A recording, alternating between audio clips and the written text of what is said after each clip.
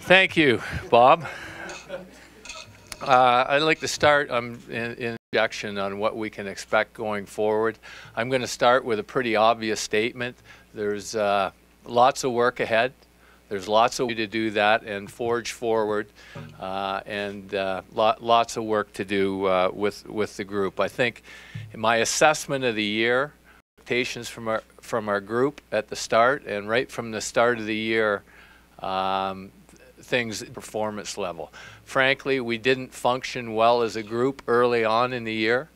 Our team didn't function well. Exactly the start that we didn't want, and you know, we've been trying to overcome that. Team that's going to be capable of winning a Stanley Cup. That's what we're doing, and I know that falls on. I mean, it's been a painful process for them as well as us, but every decision I make as a manager starts, in my mind, time will prove that this coach was a very good hire for our organization. I really feel like he's the guy. He's relentless, and the messaging, in spite of the ups and downs and the difficult time group over the last 30 games or so, that the players are buying into the direction. Let the emotions subside a little bit and have a very constructive discussion about the rest of the coaching staff play and the positional play of the group. And to get this group through the type of year that we had and to end with as positively as maybe not positively, but as energetically as we did was a tribute to that leadership. And I think his messaging, as I said, has always been consistent.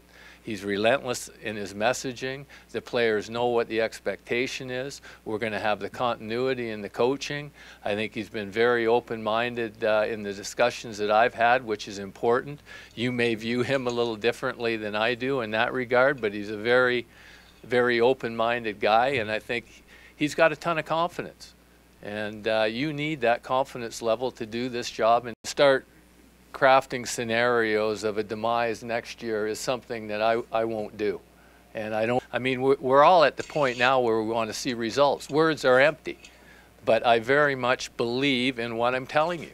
I'm very optimistic, very bullish about the future of this team.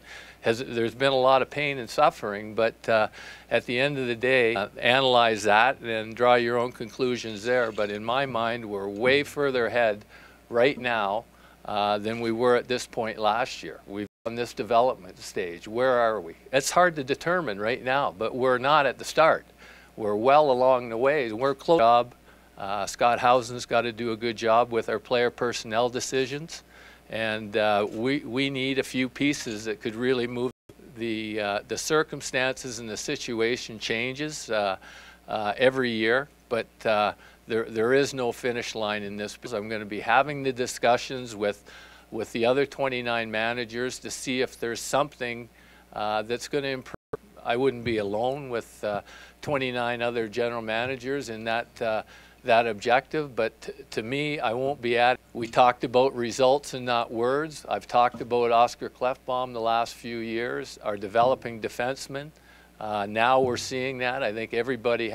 Jeff Petrie, for some of the criticism that he took at times, had a career year in a lot of statistical categories. You mentioned you've seated the assistants do so well that they stay, but the head coaches have left. Well, last year it was Dallas's decision. I think that the head coach should decide from the start.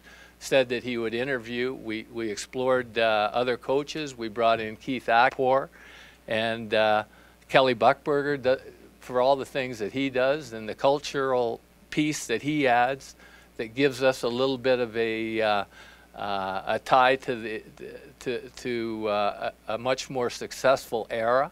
He's got you listen to guys that are going to develop into superstars, and I feel strongly that we have a number of those pieces in there, and those are the guys we're going to build that team around. And I want them to feel the ownership.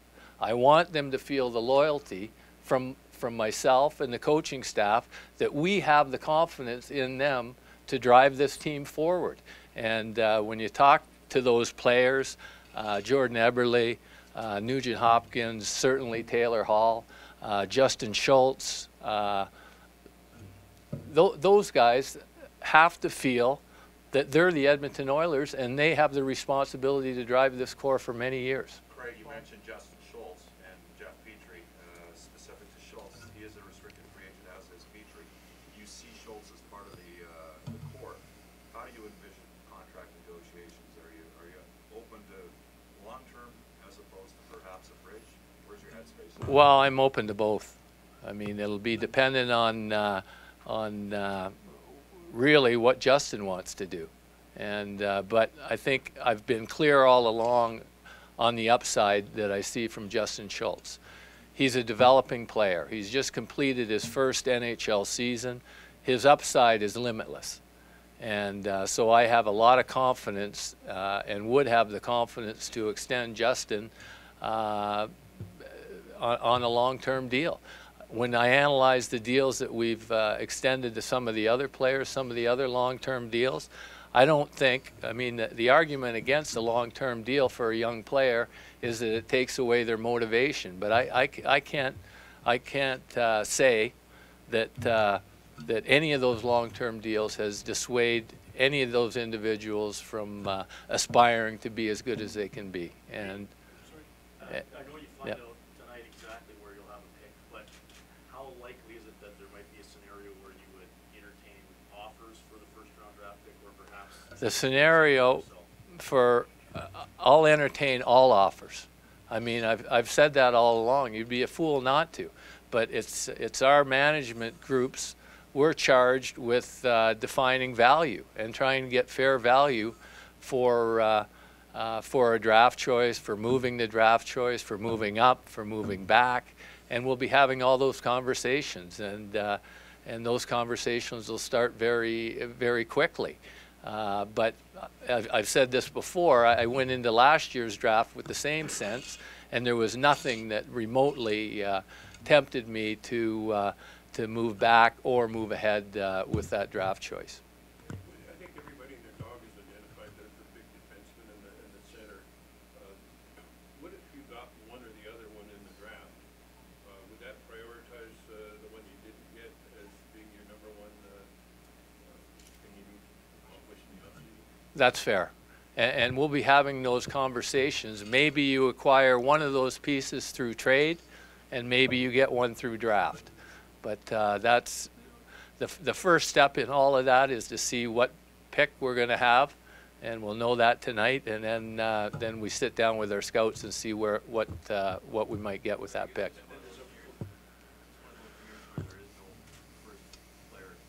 No, I think that's fair. I mean, it's more individual preference right now in the top group of 4 or 5 players. I think you know, if you had 10 scouts, you might have 10 different lists on how they rate 1 through 5 or 1 through 4. you don't have a thing where you say, I need a defenseman more than a center? Not really. Our drafting philosophy is always our drafting philosophy that we instituted last year was to draft the player that's going to have the greatest impact on his team over time. That's our philosophy. That Cappy looks like you've got mid-$20 million to deal with, obviously, with Schultz and others going to come down.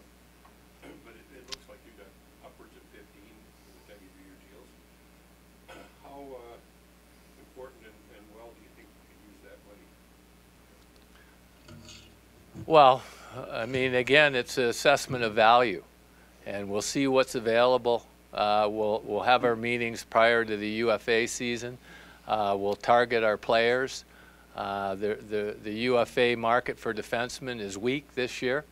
Everybody's signing their defensemen, as Philadelphia did with McDonald. So there's you know, there aren't very many high-end defensemen that are getting to the market. So we do have some financial flexibility from our ownership. So, but we want to make sure that we're spending that money prudently. And is there any chance in the world you could make an offer that can't refuse I can't comment on individual players. John, Yeah. Craig, from what you've learned on and about the job over the past year, what of that knowledge do you think will benefit you most in managing this organization and going into the offseason? It's a good question. It's you know, the takeaway for me is it's all about relationships, and it's about establishing those relationships. It's about communicating, and it's very much the way that I felt when I coached. It's communication and establishing relationships. As a coach, you do it with the players, and as a manager, you do it with other managers. And you establish those relationships, and they spur different conversations, even to check in and say hello, what's going on. Like, you've got to do your homework. You've got to stay active, and it's very much a business that's vested in communication. And here, John, like you talked today, obviously, sports in your core group, having career years, and that's the group you're building around. Dallas talked quite forcefully the last few times about the best players have to be the best players 5 nights out of 5, not 4 nights out of 5. That's where the winning will come from. Should one of those, I mean, no disrespect whatsoever to Andrew Ference, but should one of those core players, given their importance to this team, be the captain? And if not now, when? Well, I think the leadership that we got from Andrew Ference was as billed. I think, again, that our players' leadership ability is developing. I think their performance is developing. And I think that currently Andrew Ference is our best choice for captaincy. He's got a lot of the qualities that we hold in high esteem. He's excellent in the community. It's not just about being a good leader in the locker room. He's a great family man. He's excellent in the community, and he's an extremely hardworking individual. And that's the type of guy that we want. And he's going to have a great residual benefit on all those core members in terms of teaching them and role modeling for them what leadership looks like. And they will be the captain. Somebody in that group will be the captain at some point in the not too distant future, but it's not next year. Couple, 3 more here. Craig, you mentioned you're not going to look for kind of a middle-of-the-road defense, but you'll go with the young guys. What about your forward group? Your top 4, of course, produced a lot. You didn't get a lot of secondary scoring. Smith's now gone. Will you look elsewhere to improve that, or do you think you've got some guys in your system that can fill in the middle roles offensively? We've got to look elsewhere for some of the help in those positions. That's an area that we've identified that we would like to improve in. I mean, the draft, you develop players, you sign players and trade players, so we'll be trying to do all those things to try and get us a more productive second line.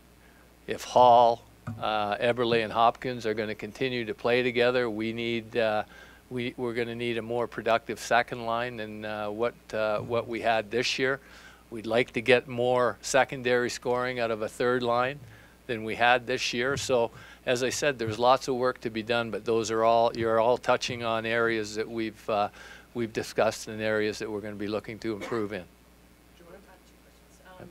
Free agency you touched on. Are you going to find it harder now to bring free agents in given the results this season, do you think?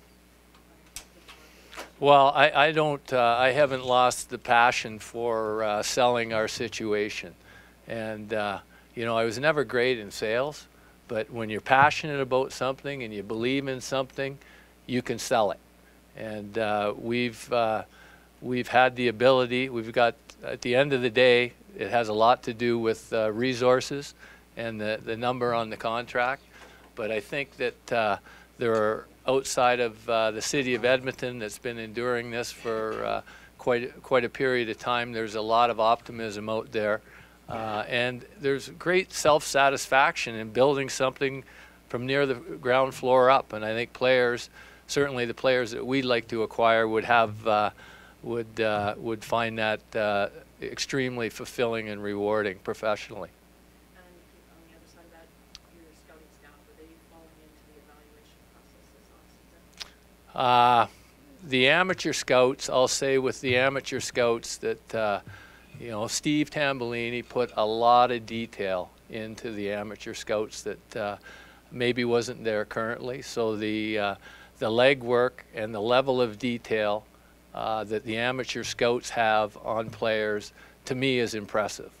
And I mean, the knee-jerk reaction is to, okay, bring it, continually fire somebody, bring somebody else in. But at what point are we responsible to continue the development of the group that we have? And I'm satisfied with the pro scouts and the amateur scouts that we have good people in there. They need good leadership. They need to be supported by leadership, and we need to continue to get better and develop. And that's very much where I am as a manager right now, in terms of focusing my attention on helping the current group that we have and give them all the resources necessary, so when we're spitting out the selections, we're making the right calls. We have time for a few more men, and John. Obviously, the documented the negativity that's around the team, just the losses and whatnot this year. But in that last game, Smitty, there's obviously a lot of passion shown by the fans, something a lot of players hadn't really seen. Your reaction to just some of their comments about, seeing that, and maybe obviously looking forward, wanting to try and get that through victory, that is available if they can turn it around. Well, we'll be focusing on our start next year to make sure that we can ride some of the momentum. And it was great for our current group of players to see that type of passion out of our fans on one side, and also great for our players to see a player leave as revered as Ryan Smith is with our group. And why is he revered? Because of his work ethic and his passion. And this game's all about passion, but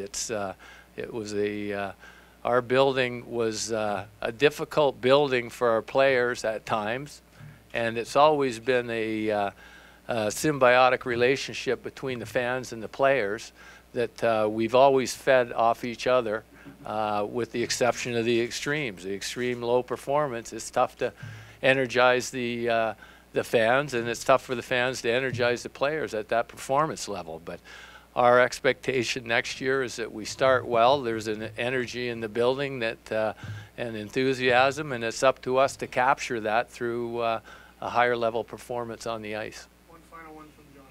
Craig, you talked about development. Are you pleased with the process between the farm and the big club and the way that transition is working? And then, for example, a guy like Neil Yakupov, would it have been better served for him to go to the minors before coming up to the big club? And are those types of decisions that you're learning on a job on how to process and develop these players?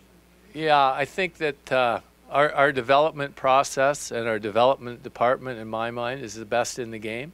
We've, through ownership, been able to have at our disposal the resources necessary to make sure that our players, and that department continues to evolve.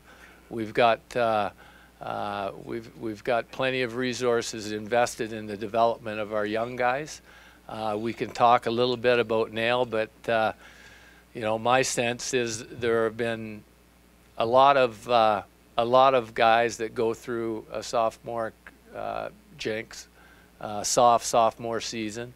A lot of great players that have struggled in their sophomore year, and we're looking for Nail to improve. He's getting bigger and stronger, and sending him to Oklahoma City was never in the cards from my standpoint. It's when you pick a guy as the #1 pick in the draft, you're committed to the premium on goal scoring, and Colorado did a similar thing last year when they drafted Nathan McKinnon. So there's lots made the right decision. Great, thank you, guys. Thanks, Craig. Okay, thank you. All right, that's great. Thanks for coming down here, guys. There's a concert at the building today, so we're pretty